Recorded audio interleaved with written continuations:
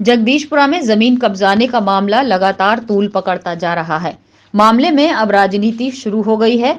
एक कैबिनेट मंत्री ने अपने ही पार्टी के सांसद पर समाजवादी पार्टी के लोगों के साथ मिले होने के आरोप लगाए थे, तो वहीं अब सांसद ने इन सभी आरोपों का खंडन कर दिया है। आपको बता दें कि बीते दिनों आगरा के थाना जगदीशपुरा क्षेत्र में किसान की जमीन पर कब्जा कराने का पुलिस ने प्रयास किया था, जिसके बाद तत्कालीन पुलिस कमिश्नर डॉक्टर प्रतिंदर सिंह ने पुलिसकर्मियों को सस्पेंड करने के साथ ही मुकदमा दर्ज किया था। इस पूरे मामले को लेकर कैबिनेट मंत्री ने प्रेस कॉन्फ्रेंस की और प्रेस कॉन्फ्रेंस में सपा नेता मनोज यादव पर इस पूरे मामले में कब्जा करवाने के आरोप लगाए। साथ ही साथ सपा नेता के ऊपर पार्टी के ही नेताओं के हाथ रखने की बात कही।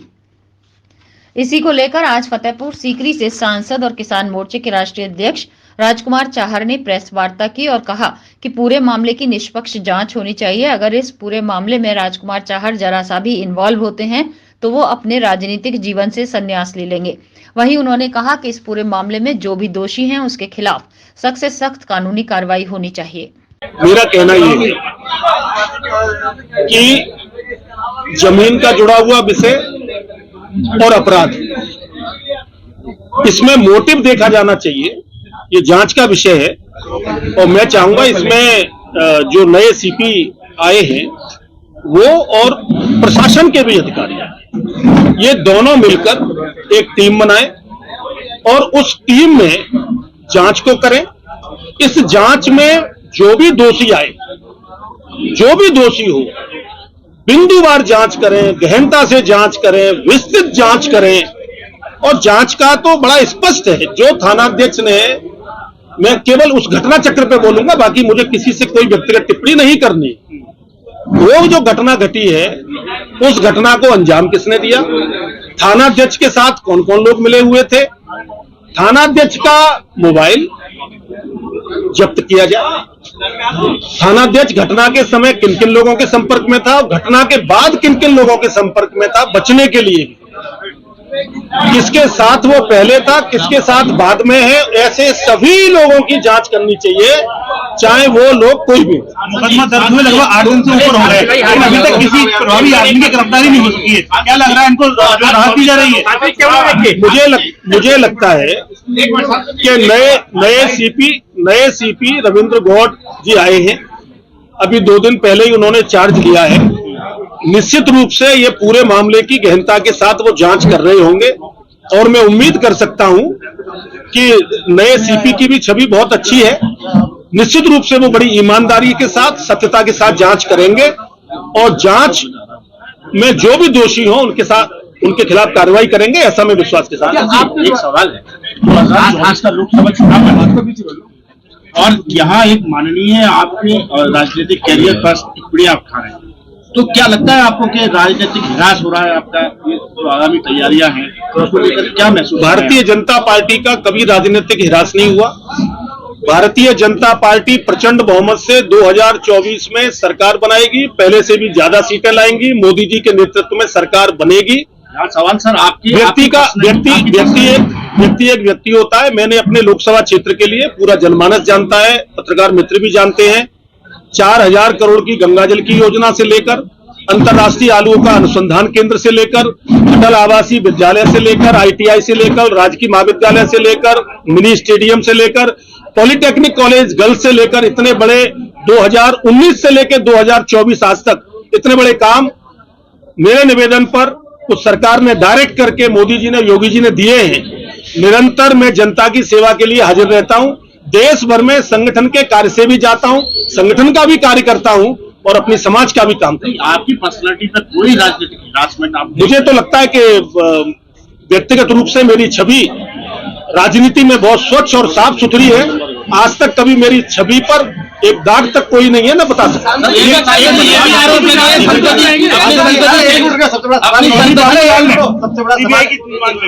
सवाल ये है सांसद जी, आपने कहा कि आगरा के इतिहास में सबसे पहला और बड़ा ये इंसिडेंट है जनता वाला। पहली बार हम देख रहे हैं बीजेपी के 2 धड़े आपस में लड़ रहे हैं, एक धड़ा आपका माना जा रहा है, दूसरा योगेंद्र उपाध्याय लग रहा है। मैं किसी से नहीं लड़ रहा, ये टकराव इसमें कोई धड़ा नहीं लड़ रहा, न योगेंद्र जी लड़ रहे, न हम लड़ रहे, कोई नहीं। कोई धड़ा, इसको धड़ा का विषय ही नहीं है, ये राजनीति का विषय ही नहीं है। मैं स्पष्ट ये भी माना जा रहा है एक मिनट, अरे एक मिनट भाई साहब, अरे मेरी बात चल रही है यहाँ। अब ये पता नहीं कहां से क्या बातें आ रही हैं। ये मुझे लगता है कि ये मुद्दा ही नहीं है इन सब बातों को करने का। असली मुद्दा है, देखिए, मुद्दे को ध्यान को न भटकाने की कोई और कोशिश करे ना आप करें। असली मुद्दा क्या है? असली मुद्दा है एक पीड़ित परिवार के साथ खड़ा होना। राजकुमार चाहर अगर पीड़ित परिवार के साथ खड़ा होता है तो इसमें राजनीति क्या है? क्या राजनीति है इसके अंदर? राजकुमार चाहर भाजपा का कार्यकर्ता है, राजकुमार चाहर संघ का स्वयंसेवक है, राजकुमार चाहर सत्य के मार्ग पर चलने के लिए राजनीतिक क्षेत्र में आया है। राजकुमार चाहर के दामन पर किसी प्रकार का आज तक कोई दाग नहीं है। अन्याय के खिलाफ लड़ा हूं, अन्याय के खिलाफ हमेशा लड़ता रहूंगा। मुख्यमंत्री योगी आदित्यनाथ जीरो टॉलरेंस की नीति पर काम कर रहे हैं, लेकिन आगरा में कई मंत्री जमीन विवाद में घिर रहे हैं, इस पर क्या कुछ कहेंगे? देखिए, कुछ बातें प्रेस के सामने की होती हैं, कुछ बातें राष्ट्रीय नेतृत्व और प्रदेश नेतृत्व संज्ञान में लेता है। मैं किसी व्यक्ति के बारे में अगर कोई संगठन या सरकार मुझसे कहीं पूछेगी तो मैं उस पर टिप्पणी करूंगा।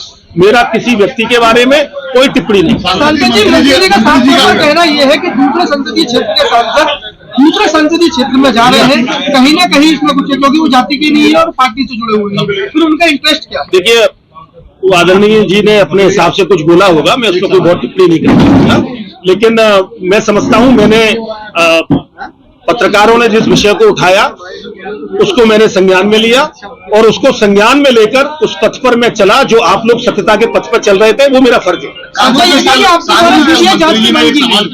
जी, अच्छा ये भी है कि आपके द्वारा सीबीआई जांच की मांग के लिए नहीं, मैंने अभी कोई सीबीआई जांच की मांग नहीं की है। मैं इतना जरूर कहना चाहूंगा, मेरे पीड़ित परिवार से मिलने के बाद फिर मैं कहूंगा मैं रवि कुशवाहा को आज भी नहीं जानता हूं। रवि कुशवाहा मुझसे आज तक भी नहीं मिले होंगे। मैंने आपको पहले भी बताया, सच्चाई के साथ गया। मेरी धर्मपत्नी अगले दिन उसको परिवार को एक मानवता के आधार पर इंसानियत के नाते गई। और मैं तो शहर भर के समाज सेवियों से भी कहना चाहूंगा, जिनके होर्डिंग मैंने बड़े बड़े शहर के अंदर लगे देखे, कि वो समाज सेवी भी जाकर उस ऐसे परिवारों की सेवा किया करें। और मैं पार्टी के जिलाध्यक्ष भाई गिरिराज सिंह कुशवाहा जी को भी धन्यवाद दूंगा कि वो पीड़ित परिवार से मिलने गए। मैं फतेहपुर सीकरी के विधायक बाबूलाल जी को भी धन्यवाद दूंगा कि वो पीड़ित परिवार से मिलने गए।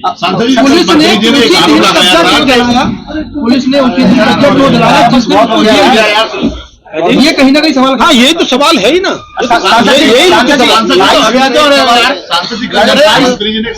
आराम से करना है, करके करोगे। आरोप लगाया था ये पीड़ित को जो कब्जा दिलाया वो गलत दिलाया, इस विषय में आप क्या कहेंगे? देखिए, मेरा इसमें मानना ये है, उन्होंने क्या कहा मैं उस पर नहीं जाना चाहता। मैं व्यक्तिगत टिप्पणी किसी पर नहीं कर सकता। अपनी पार्टी के नेता पर मैं कभी टिप्पणी नहीं कर सकता। मेरी पार्टी के वो नेता हैं, मेरी पार्टी के मंत्री हैं, उनकी अपनी व्यक्तिगत बातचीतें उनकी होंगी, लेकिन मैं कोई टिप्पणी नहीं कर सकता हूं। यार भैया, मैं अपनी बात रख दूं। आपने जो प्रश्न किया है, देखिए, कानून में की लचरता का कई लोग नाजायज फायदा उठाते हैं। अभी देश के गृह मंत्री आदरणीय श्री अमित शाह जी ने मोदी जी के नेतृत्व में पार्लियामेंट के अंदर संविधान में कुछ संशोधन किए हैं। कानून में आपने देखा भी होगा पिछले दिनों, उसमें अनेक सारे उन्होंने संशोधन किए हैं। ज्यादातर होता क्या आया है, एक फायदा उठाते हैं अपराधी भूमाफिया टाइप के दबंग लोग, कि किसी को पुलिस से साठगांठ करके जो गलत गैंग बनाकर करते हैं। गैंग तो गलत होता है, चाहे खाकी का हो चाहे किसी का हो। वो करते क्या है ऐसे जो भी लोग हैं, मैं किसी व्यक्तिगत इस मामले में नहीं कहना चाह रहा, मैं जनरल कह रहा हूं कि दबंग ने और भूमाफियाओं ने कब्जा कर लिया, अचानक पुलिस आ गई,